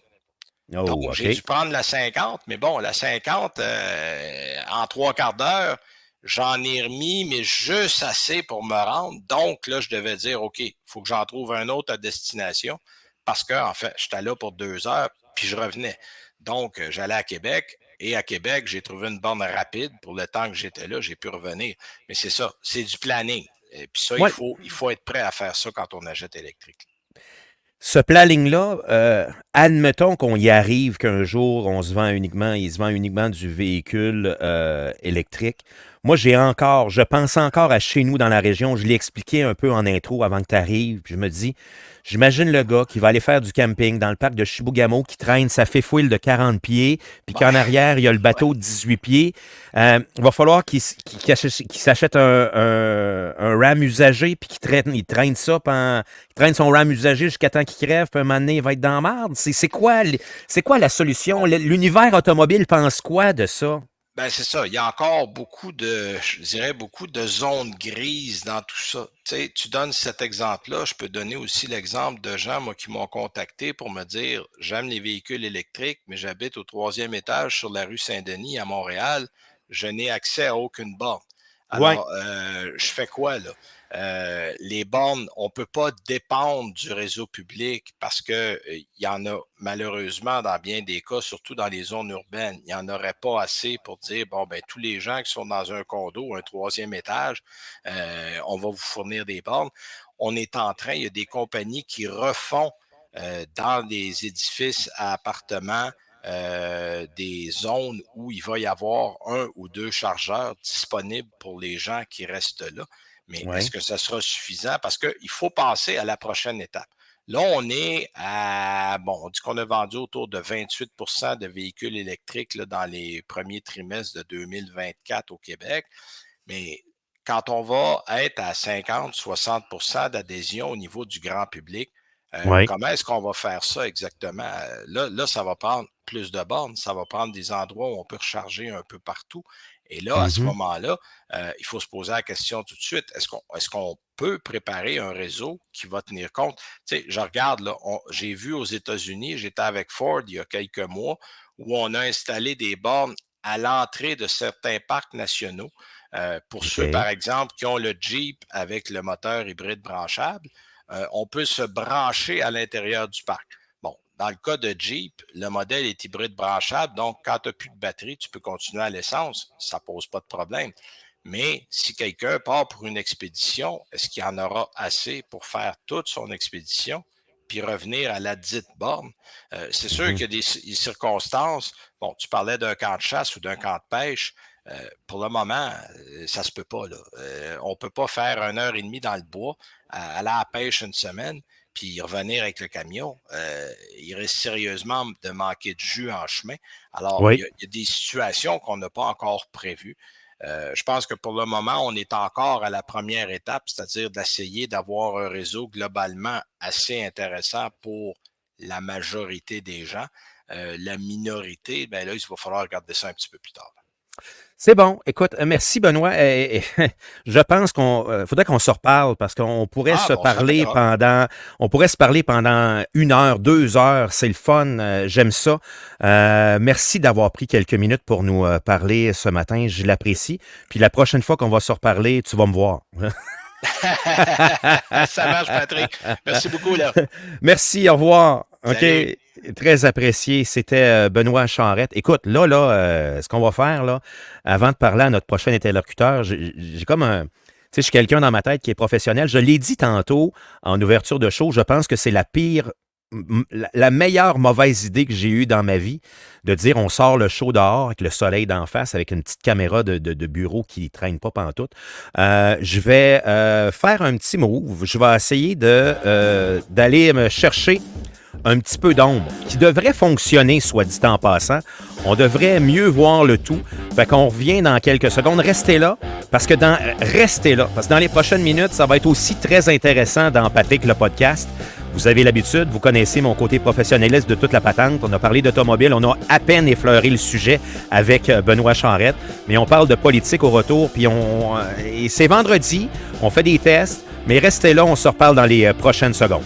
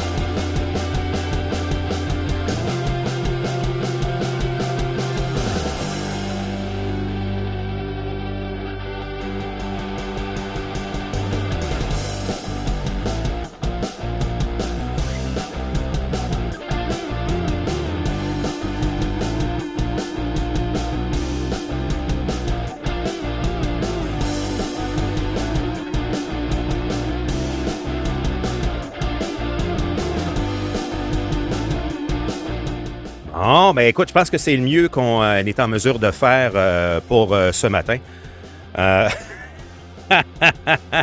Yannick nous dit « Ce moment d'attente est bien involontaire de notre part. » Ouais, mais finalement, je pense qu'il est volontaire, là. J'ai dit, écoute, on va essayer de quoi? Parce que, comme je vous ai dit, je voulais peut-être sortir le podcast la semaine prochaine en direct pour Saint-Tite. Fait que c'est des premiers tests, là. Premiers tests, écoute, je vous l'ai montré, mon setup à 7 h à matin avec la caméra. On pourra en faire un petit bout de tantôt, ça va être le fun. On fera une petite prolongation après 9 h pour s'amuser avec ça. Il y a Sylvain qui dit vraiment intéressant ta formule. On est rendu avec une radio pirate au lac, lâche pas. Non, l'idée n'est pas nécessairement le principe de la radio pirate, mais l'idée à travers ça, c'est, écoute, de continuer à vous parler parce que vous le savez, j'aime ça le faire à tous les matins. Puis maintenant, c'est plus facile technologiquement. Fait que voilà. Donc, écoute, c'est malheureusement, la personne à qui on va parler ce matin nous connaît, donc connaît le professionnalisme que j'en dégage. De toute façon, la qualité sonore est relativement bonne dans mon histoire. C'est juste la caméra, puis on va travailler là-dessus dans les prochains jours. Mais ça a été une grosse semaine. Une grosse semaine politique. Et quand je lui ai parlé cette semaine, l'annonce venait d'être faite de Fitzgibbon. Je t'ai demandé s'il l'avait su encore. On pourra y poser la question. Je dis, qu'est-ce que tu penses de ça? Puis là, tout de suite, écoute, ça a pris 10 minutes après, j'ai ouvert ma TV. Mais non, la TV était déjà ouverte à LCN. Puis pouf, Marc-André apparaît, Marc-André Leclerc, qu'on connaît bien ici dans notre région, qu'on accueille avec nous ce matin. Marc-André, bon matin. Bonjour Patrick. Hey, merci de prendre quelques minutes pour me parler ce matin. Je m'excuse pour la qualité de la caméra, mais je pense que tu as compris un peu l'histoire à travers ça. Exact. Je fais ça par moi-même, puis je m'amuse avec ça. Marc-André, grosse semaine. Hey, quand je t'ai écrit cette semaine, puis que je t'ai dit, hey, grosse nouvelle de Fitz, je capote. Ouais. Tu le savais-tu ou c'est comme c'est moi qui te l'ai appris, puis qu'après ça, tu as évidemment. Moi, on l'avait su quelques minutes. Je l'avais su, franchement, j'avais su quelques minutes avant, mais disons que ça a pris un peu tout le monde par surprise. Là. Puis tout le monde s'est dit, ben voyons donc. Là. Parce que le matin, mardi, Pierre Fitzgibbon avait fait des entrevues. Là. Avait fait des entrevues à mon collègue Mario Dumont à Cube 99.5, qui est allé voir aussi Patrick Lagacé également au 98.5, qui est allé également à la Société d'État. Donc, il avait fait le tour et personne ne s'attendait qu'il allait quitter. Et même, il avait dit, je vais venir vous reparler bientôt. Et la semaine prochaine, on a parlé beaucoup. Il y a des consultations sur un grand projet de loi sur l'avenir énergétique du Québec. Et personne ne s'attendait là, que M. Fitzgibbon allait partir à ce moment-ci. Et même moi encore, là, après 3-4 jours plus tard, je me demande encore pourquoi on le fait à ce moment-ci. Je pense que ça aurait pu être fait beaucoup plus tôt, mettons à la mi-août, autour du 15, du 18 ou du 20 août, pour normalement t'assurer, Patrick, de commencer ta session en force. Là. C'est ça, tu sais, parce qu'il faut le dire aux auditeurs, tu es aussi, là, tu es analyste politique, mais tu as été dans une ancienne vie stratège politique. Donc, toi, tu as fait partie de ce qu'on appelle la War Room, la chambre de guerre, tu sais, comme on peut dire un peu dans une mauvaise traduction. Dans une situation de même, là, il y a beaucoup de non-dits à travers ça, Marc-André, parce que qui démissionne après des entrevues dans la journée, tu viens de le dire. Après ça, le premier ministre François Legault qui dit « Ah, c'est moi qui a dû démissionner, mais il était tellement bon, il était super ministre, ses conseils étaient tellement bons. » Écoute, l'histoire, le petit bout de téléroman du temps d'une paix là-dedans se tient pas. Ben, il ne se tient pas dans un sens où, normalement, un premier ministre qui a fait là, dans ce cas-là, les gens de la CAQ là, nous parlent et disent que c'était un ajustement. Puis c'est comme ça qu'on a brandé en bon québécois là, les changements qui ont été effectués hier, Patrick. C'est que normalement, tu veux laisser du temps à tes nouveaux ministres, à tes ministres dans une nouvelle fonction, de prendre le temps, c'est de faire le tour du jardin. Oui. C'est de parler à ton sous-ministre, de parler aux fonctionnaires. Également, il y a tout un brassage qu'on ne voit pas cette semaine dans les médias sur le fait qu'il y a des employés de Pierre Fitzgibbon qui vont quitter également la politique, qui perdent leur emploi de facto. Madame Fréchette, elle, qui était ministre de l'Immigration, va amener des gens avec elle dans son nouveau cabinet à économie et énergie. Il y a tout ce brassage-là. Donc, normalement, tu veux laisser du temps avant que les travaux parlementaires reprennent. Et là, les travaux parlementaires, c'est mardi matin. Madame Fréchette, elle a dit hier en boutade, mais elle doit se mettre à la tâche pour apprendre un projet de loi qu'on appelle le projet de loi 69 sur l'avenir énergétique du Québec. Ce qui fait en sorte, elle a dit en boutade, elle a dit mon conjoint, mon mari va se passer de moi en fin de semaine. Je pense que le conjoint de Mme Fréchette va se passer d'elle en fin de semaine et d'ici jusqu'à Noël probablement. Parce qu'elle commence avec un gros ministère. Des chaussures extrêmement grandes à remplir avec M. Fitzgibbon qui prenait beaucoup de place. Je pense que là, on va changer de style, on va changer vraiment de personnalité, de la façon qu'il se présente au public. Mais donc, normalement, tu veux laisser du temps à ton ministre. Là, vraiment, on ne laisse pas beaucoup de temps. On fait les changements jeudi. Tous les travaux recommencent mardi. Normalement, là, dans un plan de match, là, dans un game plan normal, là, tu ne fais pas ça. Fait qu'est-ce qui est arrivé? Et c'est là que tout le monde se demande qu'est-ce qui est arrivé. Parce que ce qu'on comprend, puis M. Fitzgibbon était clair, Patrick, c'est que lui, il voulait rester jusqu'en décembre. Oui. Il était prêt à rester jusqu'en décembre, mais clairement, c'est M. Legault qui a décidé, on va le faire maintenant, parce qu'on ne veut pas de distraction durant tout l'automne, on ne veut pas se faire dire, quand vous allez quitter et tout ça.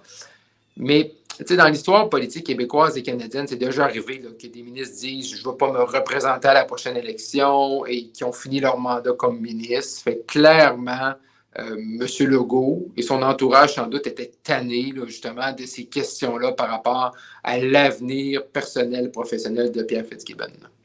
Dernièrement, puis pas juste pour la CAQ, parce que mon but n'est pas ce matin de planter la CAQ ou un parti politique. Des fois, un parti politique fait des mauvais moves, on en parle. Là. Mais dernièrement, il y a eu plusieurs démissions de mi-mandat ou des gens qui décident « Ah, moi, la politique, ça m'intéresse plus » des députés, que ce soit Québec solidaire, Parti québécois, on en a eu avec la CAQ aussi. Me semble que c'est assez. Ça, quand tu prends l'engagement d'un 4 ans, tofflé ton 4 ans, me semble. Je connais pas assez ça, là, mais je me dis, la vie politique, oui, elle est rendue dure, mais il y a des limites à trouver ça aussi dur puis de démissionner en plein milieu. Effectivement, Patrick, puis c'est sûr que pour la population, c'est ça qui met beaucoup de cynisme dans la population de voir des gens qui quittent en cours de mandat. Cependant, c'est pas seulement en politique, mais la politique, il fait en sorte que tu es élu par la population. Dans des syndicats, par exemple, tu es élu par tes membres. Mais qu'est-ce qu'on veut à la fin de la journée? C'est sûr qu'on n'aime pas ça, puis là, ça crée des élections partielles, puis là, ça vient avec des coûts, puis tout le tralala. Mais qu'est-ce qu'on veut? On veut-tu des gens qui sont là, puis qui ont le cœur de travailler pour les gens, puis s'ils n'ont pas le goût qu'ils changent d'emploi, ou on veut qu'ils restent là, même s'ils n'ont plus le goût de faire cet emploi-là? Il y a comme une espèce de... Moi, mon cœur est balancé. J'ai travaillé, comme tu disais, j'ai travaillé 10 ans sur la colline à Ottawa. C'est sûr que des fois...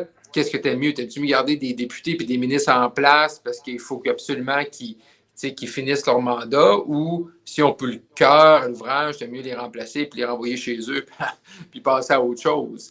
Fait qu'est-ce qui est le mieux à la fin? Qu'est-ce qui sert le mieux la population? Mais je comprends la population, les gens qui disent ben encore un autre politicien qui s'en va, encore un autre qui démissionne puis il ne s'est pas rendu à terme. Mais en 2022, lorsque M. Fitzgibbon s'est représenté dans Terrebonne, je ne peux pas grand monde qui misait qu'elle allait toffer 4 ans. Là, présentement, il a 69 ans, il va avoir 70 ans le 10 novembre prochain. C'était un peu écrit dans le ciel qu'elle allait quitter en cours de mandat. Ouais. OK. Autre gros coup d'éclat cette semaine. Puis là, écoute, l'histoire de Jagmeet Singh du NPD qui a décidé de déchirer son entente. Ouais. Personnellement, moi, là, en tant que gars qui ne connaît pas ça, je vois encore uniquement la prolongation du mandat actuel de tous les députés pour qu'ils puissent avoir leur pension. C'est une bonne chose ou pas, j'embarque pas là-dedans. Mais là, moi, on sait que ça, c'est là. Fait que de voir, moi, un enfant de 4 ans chez Super C faire une crise du bacon à terre, on dirait que je fais le parallèle entre les deux. Je trouve comme, ouais, non, ça marche pas. Ton coup d'éclat de feu d'artifice de dépanneur, Jagmeet, me semble que ça fonctionne pas. Faut-tu prendre ça au sérieux? Parce que moi, en tant qu'analyste qui connaît pas ça, je prends pas ça au sérieux, pas une seconde. Ben, on va voir s'il est sérieux dans quelques jours, dans quelques semaines, dans la suite des choses. Parce que là, M. Singh, en mars 2022, juste pour qu'on soit tous à la même place, a signé une entente, un contrat de mariage, entre guillemets, avec Justin Trudeau, disant, tu sais, si tu me donnes A, B, C, D, l'assurance dentaire, l'assurance médicaments, 4-5 affaires, je vais t'appuyer jusqu'en juin 2024. Donc, Okay. peu importe ce qui arrive, je t'appuie. Moi, je pense que c'était une erreur depuis le début, Patrick. Le NPD n'aurait jamais dû signer ça. C'est une espèce de chèque en blanc. Oui, il est allé chercher des gains, mais ils n'ont jamais été capables de prendre le bénéfice. Parce que si tu es le gouvernement, puis tu décides, on va faire un nouveau programme, même si c'est le NPD qui te l'oblige dans l'entente, tu vas prendre le crédit. T'sais. Quand il va y avoir l'annonce, ben, c'est un ministre ou c'est le premier ministre libéral qui est là, puis le NPD, eux autres ne sont pas là. Ils ne sont pas dans le communiqué de presse, ils ne sont pas dans l'annonce. Fait que le NPD peut bien dire, bon, on a réussi à faire ça pour le gouvernement, puis on a réussi à forcer le gouvernement à faire ça. Mais à la fin, les gens là, qui ne suivent pas, je comprends que pas tout le monde qui suit la politique comme moi, le 24 heures sur 24, eux autres, ce qu'ils voient, c'est Justin Trudeau, puis c'est lui qui a fait l'annonce ou son ministre. Fait que le NPD, moi, je pense qu'il n'aurait jamais dû le signer. Un jour ou l'autre, il fallait qu'il se retire de l'entente parce que présentement, il se rend bien compte qu'il ne prend pas de bénéfices. Puis également, ben, à supporter un premier ministre qui est impopulaire, autant que ça, ben, tu te fais un peu complice de ses décisions. Fait qu'en même temps, comme parti d'opposition, ça te place dans une drôle de position où tu es obligé de dire, ben, Justin Trudeau, il n'est pas fin, mais à chaque fois qu'il y a un vote important, je suis là pour voter pour lui. Fait que là, M. Singh, ce qu'il a dit cette semaine, c'est qu'il déchire l'entente, mais il n'est pas prêt à nous dire s'il va défaire le gouvernement à la première occasion. Et la première occasion va arriver plus tôt que tard parce que Pierre Poilievre, lui, il est prêt. Il va déposer une motion de non-confiance au gouvernement. Ce qu'il faut comprendre, c'est que dans chaque session parlementaire, il y a des journées d'opposition où c'est les différents partis d'opposition. Chaque parti en a selon son importance de députation à la Chambre des communes. Peut déposer une motion sur un sujet et cette motion-là est appelée au vote. Et tous les députés doivent s'exprimer. Donc, M. Poilievre va déposer une motion de non-confiance. Et là, ça va être intéressant, Patrick, de voir comment le NPD va agir. Là. Le NPD et le Bloc aussi. C'est ça. Et là, Yves-François Blanchet, chef du Bloc, nous dit, ben moi, si c'est bon pour le Québec, je vote pour, puis si c'est pas bon pour le Québec, je vote contre. Ça, le Bloc a tout le temps dit ça, là, depuis qu'il existe. Là, c'est comme une phrase qui est tout le temps. Vieille rhétorique. Sauf que Yves-François Blanchet, il est pris entre deux feux, le Bloc. Est-ce qu'il veut laisser Justin Trudeau au pouvoir ou, comme il dit M. Blanchet, est-ce qu'il aide à donner le pouvoir potentiellement à Pierre Poilievre? Sont quoi les sondages? Ça fait 140 sondages consécutifs que les conservateurs sont en première position. Il faut remonter en mai 2023 pour voir les conservateurs derrière les libéraux de Justin Trudeau. Fait que M. Blanchet, il dit, ben là, les Québécois ne veulent pas de Pierre Poilievre. Mais non plus, les Québécois ne veulent pas plus si on se fait au sondage de Justin Trudeau. Fait que là, lui, il commande deux chaises. Là. Est-ce qu'il garde Justin Trudeau au pouvoir ou il aide indirectement ou directement, Pierre Poilievre a accédé au trône. Et c'est ça le problème présentement du Bloc. Et là, ça va être intéressant de ce fameux vote-là qui va arriver d'ici la fin du mois de septembre, de dire, bon, mais comment le Bloc va agir là-dedans? Bon, M. Blanchet nous dit, bien, si c'est un vote dans la motion, parce que la motion, tu peux l'écrire comme tu veux. Fait que moi, je pense qu'on va aller... Moi, je pense pas qu'on va en élection cet automne. Moi, je pense que là, il y a un show de boucan. Ça va ramener une espèce de stress à Ottawa, puis de psychodrame. Moi, j'ai vécu ça pendant que j'étais là, parce que quand je suis arrivé sur la colline à Ottawa en 2009, les conservateurs, le gouverneur de M. Harper, avec qui je travaillais, était minoritaire. Fait qu'il va y avoir comme une espèce de psychodrame. Ça va se calmer un peu pour les fêtes, mais je pense que suite au budget du printemps prochain, on va tomber en élection. Et je ne serais pas surpris que c'est même M. Trudeau, lui, mettons, un mardi, présente son budget. Et quelques jours plus tard, ils nous disent « Je déclenche les élections, j'ai besoin d'un mandat fort, je ne m'attends pas à ce que personne dans quelques jours va voter en faveur de mon budget. Donc, je demande à la gouverneure générale de dissoudre la Chambre des communes. » Et là, on part en élection. Là, cette semaine, dans les autres choses, en terminant, que j'ai vu qui... on va dire l'expression, je suis pratiquement tombé en bas de ma chaise. C'est entre autres quand Magali Picard a fait une jasette à Paul Larocque à TVA ou à LCN, je ne me souviens pas où il était, à LCN. Et puis qu'elle a dit, je suis terrifié de voir Poilievre arriver au pouvoir. Moi, écoute, encore une fois, je suis très externe, je ne suis qu'un simple citoyen qui suit l'actualité. J'ai de la misère à comprendre comment une chef syndicale peut y aller dans des mots aussi drastiquement et qui n'ont pas été appuyés. C'est une phrase un peu lancée dans les airs qu'elle est terrifiée. Elle n'a pas expliqué en détail pourquoi. Qu'est-ce qui terrifie tant que ça les gens sur Pierre Poilievre? J'arrive pas à comprendre parce que je vois le discours de certains acteurs publics, médiatiques, puis je vois là ce qu'ils proposent, puis je vois pas je suis pas capable de faire le lien entre les deux. Ben, pour la petite histoire, ce qu'il faut comprendre, c'est que c'est pas la première fois que la FTQ publiquement sort contre les conservateurs. À l'élection générale de 2015, la FTQ avait un plan de match, avait ciblé des circonscriptions québécoises pour contrer les conservateurs. À ce moment-là, 2015, c'est Stephen Harper qui est chef du Parti conservateur du Canada. Ils avaient ciblé, comme je disais, des circonscriptions québécoises. Malheureusement pour eux, les circonscriptions qui ont ciblé ont tous été remportées, presque toutes remportées par les conservateurs. À ce moment-là, M. Harper avait déposé un projet de loi sur la transparence syndicale, là, que les chiffres, là, les budgets, les états financiers des syndicats soient ouverts au public là, pour savoir qu'est-ce que les syndicats font avec les cotisations des membres. Donc, j'ai jamais eu vraiment d'histoire d'amour là, entre les conservateurs et la FTQ ou les grandes centrales syndicales. Ce qui est plutôt ironique dans les propos de Mme Picard cette semaine dont tu fais référence, Patrick, c'est qu'elle dit qu'elle n'aime pas le style de Pierre Poilievre, elle n'aime pas les mots durs que M. Poilievre, exemple, a utilisé contre Jack Meeting. C'est vide comme argument, ça. Oui, mais le problème de Mme Picard, c'est qu'elle-même, en utilisant des mots comme bouffon, elle utilise un peu la même tactique que Pierre Poilievre en donnant des épithètes à ses adversaires. Moi, j'ai toujours... moi, tu sais, la FTQ a 600 membres au Québec. Il y a sans doute des gens là-dedans qui vont voter pour M. Poilievre. Je veux dire, sur les 600 000, là, c'est la plus grande centrale syndicale au Québec.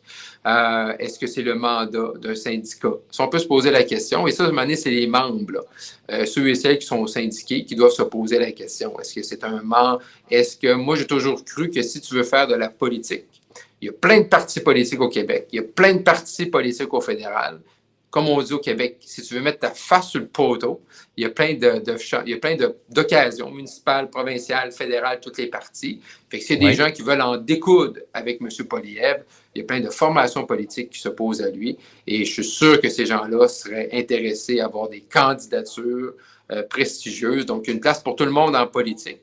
Mais je pense que si tu veux faire de la politique, tu es mieux de descendre sur l'arène politique et en faire de la politique. Oui, et pas de mêler, pas de mêler comme à distance en disant que tu t'en mêles pas, mais tu fais une déclaration où finalement tu t'en mêles. Là, tu t'entremêles dans ton filet de pêche là, dans ce temps-là. Là. Effectivement. Marc-André, écoute, merci beaucoup. Encore une fois, merci d'accepter d'avoir eu de mon côté une image aussi désagréable. Là, que ça arrive. Non, ça te donne un beau look. Ça te donne Yeah. du teint.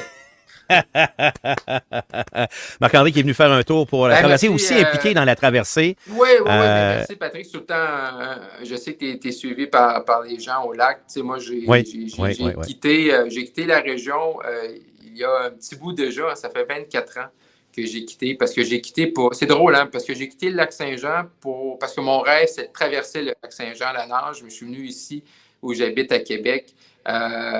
Pour m'entraîner avec le Rouge et Or. Mais comme tu dis, je suis encore impliqué avec la traversée. Je vais encore souvent à Roberval voir ma famille, mes parents. Chose qui soit dit en passant. Tu as traversé le lac Saint-Jean, tu l'as fait, tu l'as traversé là, quand même. Tu fais partie. Dans une autre vie. Oui. Dans une autre vie de 2002 à 2007. Pour la petite histoire. Tu sais qu'en 70 ans, la traversée, c'est le 70e. Je pense que les gens sont au courant de ça cet été. Il y a 500 personnes, 500 nageurs à travers toute la planète qui l'ont fait. 15 Robervalloises. Ça fait que c'est un honneur d'être dans ce groupe-là. Oui. Et merci de continuer à t'impliquer dans la région pour ça, parce qu'on a eu un beau 70e cette année, Marc-André, à travers toute l'histoire. Merci d'avoir été là ce matin. À bientôt. Merci, un plaisir, Patrick. Bye-bye. Au revoir, bonne journée. Marc-André Leclerc, qu'on peut voir à tous les jours, probablement à tous les jours, du côté d'LCN, et commenter l'actualité. Bon. Je ne sais pas si vous devinez ce que je vais faire. Parce que là, écoute, je suis vraiment à l'ombre, là, présentement, là. Mais je vais essayer encore une fois de rapprocher l'ombre de moi. Puis la vérité à travers ça, là, c'est que l'ombre que j'ai fait, là, c'est la poubelle. Fait que... Non, mais écoute, on est professionnel ou on ne l'est pas? Non, c'est-tu professionnel ce que je fais depuis 3 semaines? Je pense que ça va bien là-dessus. Fait que ma mauvaise bonne idée de sortir le show dehors. Écoute, là, mec, notre prochaine invité arrive en or. On va dire, c'est qui ce gars-là? Si tu parles d'un méchant moineau qu'on voit même pas à l'écran, petit blanc Richard. Ouais, je vais prendre une couple de secondes. Je vais essayer encore d'améliorer mon image, là. Mais écoute, c'est un test. C'est vendredi, c'est un test. Tu sais, on a déjà fait au cours des derniers jours des tests des dernières semaines. Des tests de ligne ouverte, la patente. Je travaille fort là-dessus, toutes sortes d'affaires. Fait que je vais aller essayer de... La vérité, c'est que je vais essayer d'aller rapprocher ma poubelle pour m'assurer que ça fonctionne. Ouais, ça ressemble à ça. Fait qu'on va faire le test. Je reviens dans quelques secondes.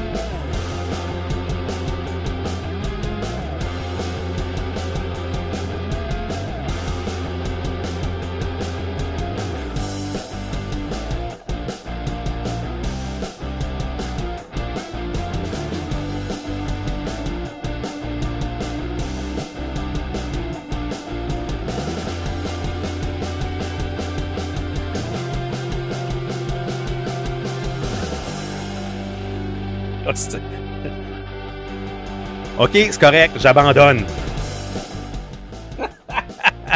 J'abandonne. Tu sais, Gino, quand il est à l'extérieur, à Salut Bonjour, il y a une bonne caméra, là. Ce qui n'est pas mon cas aujourd'hui.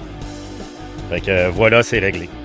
Bon, c'est merveilleux. Fait que ça va être ça jusqu'à 9h, mais c'est que vous voulez. On va améliorer les choses pour la semaine prochaine. Alors, 8h23, on va continuer à faire regarder le tour d'actualité. J'ai bien apprécié jaser avec Marc-André ce matin parce qu'on a couvert les gros sujets de la semaine d'un point de vue politique. Puis, Marc-André nous l'a confirmé au cours de l'entrevue que clairement, il n'y aura pas d'élection hâtive dans l'histoire. C'est drôle parce qu'hier, là, à cause de ça, depuis 2 jours, j'ai plein de monde qui m'envoie des messages en privé en me disant « Pat, on s'en va-tu vraiment sur des élections? » Non. Oubliez ça, là. Ils se sont votés une prolongation pour qu'ils aient tous leur pension. Ça n'arrivera jamais. Jocelyn, il me dit « Trouve-toi un parasol. » Écoute, le parasol, là, il en a un. Non, je peux pas faire plus que ça. Je vous le dis, là. je peux pas faire. Je suis vraiment à l'ombre. Je suis hyper à l'ombre dans mes affaires. Fait que voilà. Hey, dans les questions qu'on a eues tantôt, Catwoman nous dit, ou les réflexions, une démission ne devrait-il pas y avoir de prime de départ? OK? Clairement, ça c'est clair qu'une histoire de... on va arrêter la musique. Dans une histoire comme ça, on me dit, essaie d'ouvrir et fermer ta caméra. Ouais, je pourrais essayer ça. Je pourrais essayer ça, d'arrêter la caméra et de la réouvrir. J'ose pas la déploguer, par exemple, là, malheureusement. Moi, non, ça va être ça. Ça va être ça jusqu'à 9 heures. C'est essayer, mais j'ose pas la déploguer. Parce que tout d'un coup, qu'elle repart pas, puis je suis obligé d'arrêter le live, toute la patente. Fait que, on dit, mets-toi un fond avec des serviettes de plage. Oh, mais écoute, je peux pas. Écoute, on va faire ce que j'ai fait à 6 heures ce matin. Je vais me reloguer parce que le début du show s'est fait avec. Le début du show s'est fait avec mon cellulaire vu que j'étais dehors. Puis là, il va y avoir un retour de son incroyable. Fait que je vais désactiver le son ici. Je vais vous le montrer, mon setup. OK? Vous allez le voir. Jonque du Lac-Saint-Jean. On y arrive dans les prochaines secondes. Je suis en train d'entrer dans mon studio. Je vais...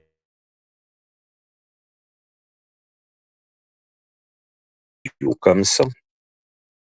Vous voyez, là, mon setup, là. J'ai le parasol et la poubelle. Hein? C'est professionnel, hein?